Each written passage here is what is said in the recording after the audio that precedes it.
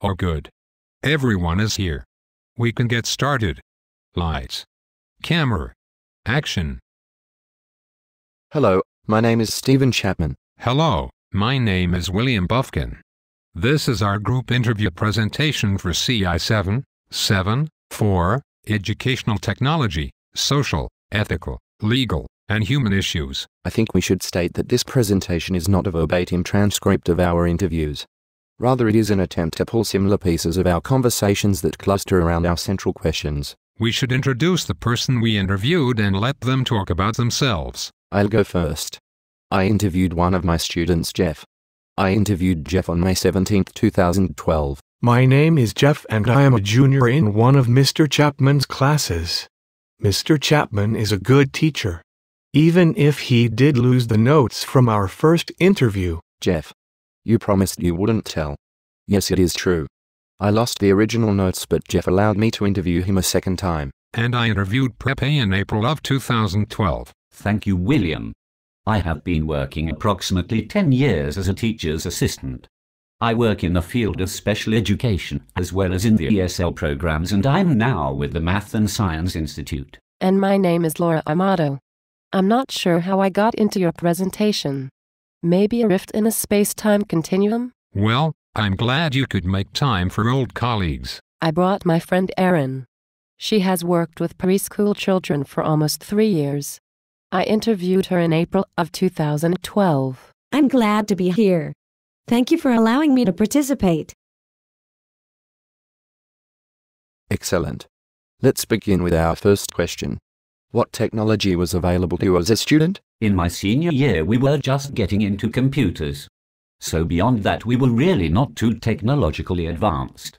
I would have to say the only thing available was basically DOS. So you did little more than typing? Yeah, typing was about the most. From grade school through college, we had computer labs and smart boards. In my current classes, we use color screen graphing calculators, computer labs, still and video cameras, and the internet. I'm not supposed to use my smartphone during school hours, but I do sometimes. That sounds like an awful lot of technology for a student. How do you use these technologies? I use the graphing calculator in math and also in physics as a data collector with the probes. I used the computer labs to do research for language arts and social studies. Don't tell Miss Simone, but sometimes I check the sports scores when I am in the computer lab. Jeff, we all know what you are doing. We have monitoring software that logs every web page you visit. Uh-oh. I use the cameras for my visual communications class. I wish we had video editing software and some AutoCAD software. This reminds me of our paper at reading about how technology gives students creative input into their learning. What kind of technology do you see teachers using? They use their desktops for attendance and entering grades and email. They use the document cameras and projectors. Some teachers have smart boards.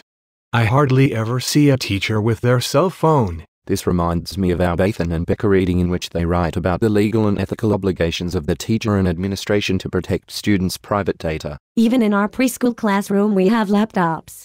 These open the doors for students to become leaders of their own learning. The student is the questioner as well as the answerer. Every teacher has a laptop, and we are now almost at full capacity with every teacher having a smart board. How has technology impacted people's teaching and how students learn? Well, when it was just a whiteboard, you could never keep your lessons. Now you can keep your lessons and mix and match them for the future. I see students more engaged, rather than just seeing someone show up and talk at them. And I think for the fact that they've grown up with the internet, it kinda compels them. I think they have a good impact. We also have 2 students with speech issues, and the laptops help them express themselves. I believe technology helps these special needs students meet the challenges of being in a regular classroom. But do you think all this technology is being used to its fullest capacity? No. Mr. Goodwin is the only teacher I see using the technology all the way. We see him creating stuff with the same tools we are, and his stuff is so much better, and it makes us want to learn how to use the technology. Mr. Goodwin, the visual communications teacher? The one with all the training and work experience in computer-based design?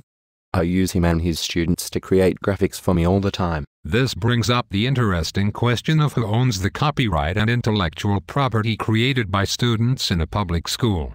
Neither Bathan and Becker nor Lucy and Grant discuss this particular question.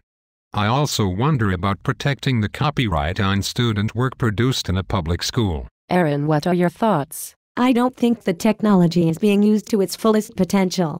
I see teachers still trying to manage the students on the computer by showing them the answer rather than letting the students find their own answers. I don't think our teachers are using the smartboards to their full potential yet.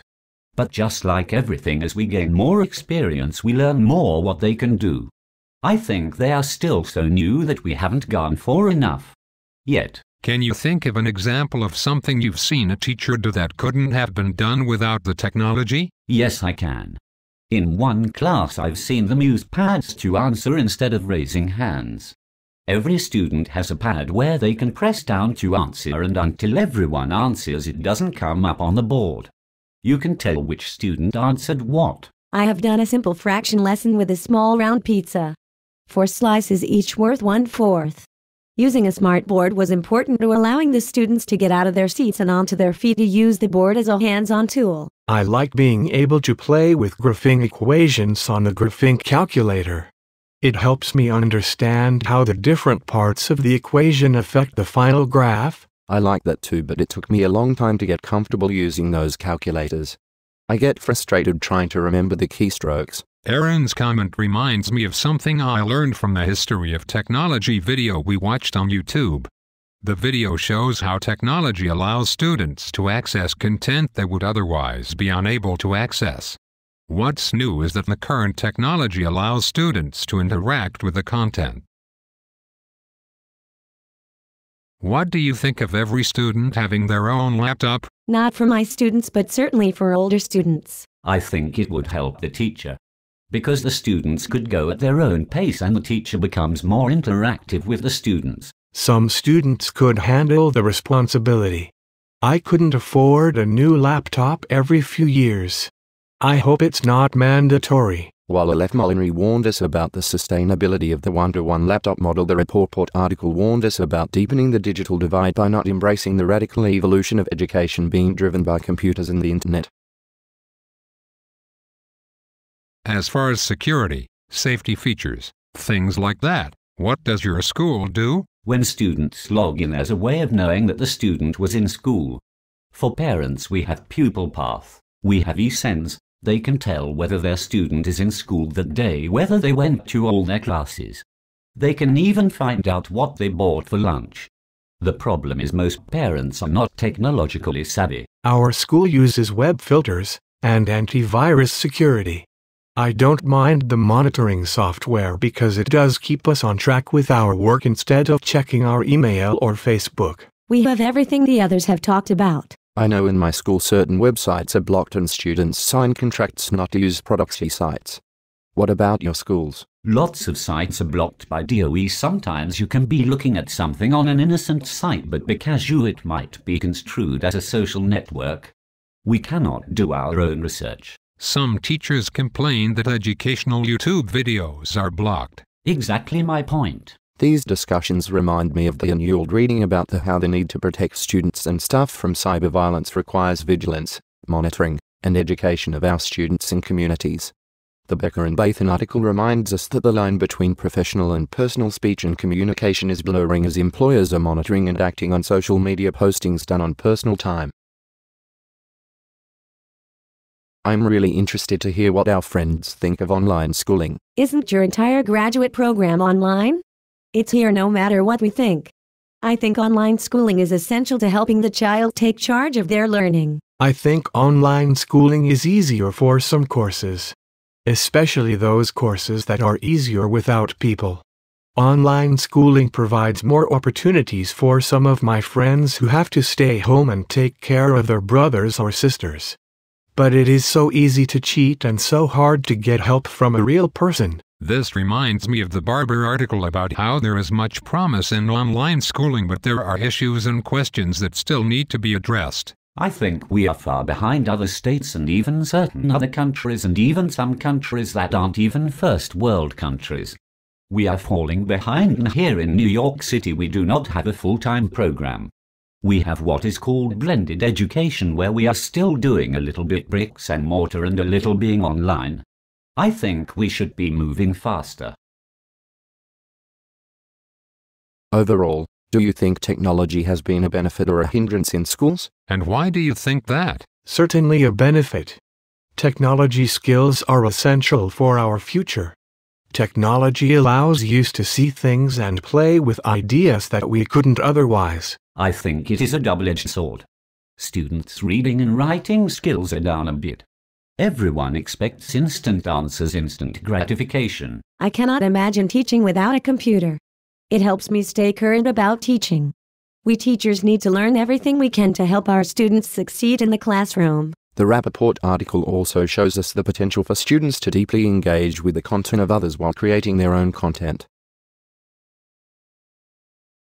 Do you think the digital divide exists in your school? What's the digital divide? The digital divide is the gap in access to computers and the internet between different communities. Well, our school library could be more computer ready, and I am not sure if the computers are always available. But the public libraries do have access for anybody, and every community within a mile of them has a public library, so I think there is availability. This reminds of how access to digital technology developed by the RI model Mexico is parallel to our country's great tradition of public libraries providing access to content, whether in digital or printed form.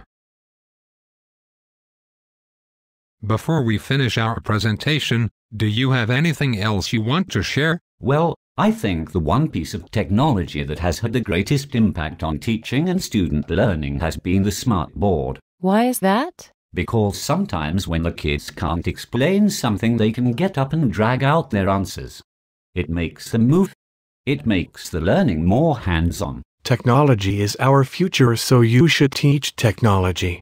And you should learn how to use it so you can stop asking me. Aaron? I think teachers should be trained in how to use technology for all ages. Teacher training should emphasize how to integrate technology. This reminds me of the Compton Courier and Davis article about how teacher preparation needs to incorporate more training around technology and online schooling. This concludes our group interview presentation. Thank you, Pepe and Jeff, for agreeing to be interviewed.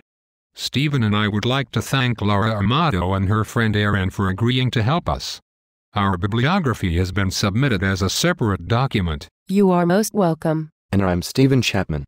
Keep calm, carry on, and remember your towel.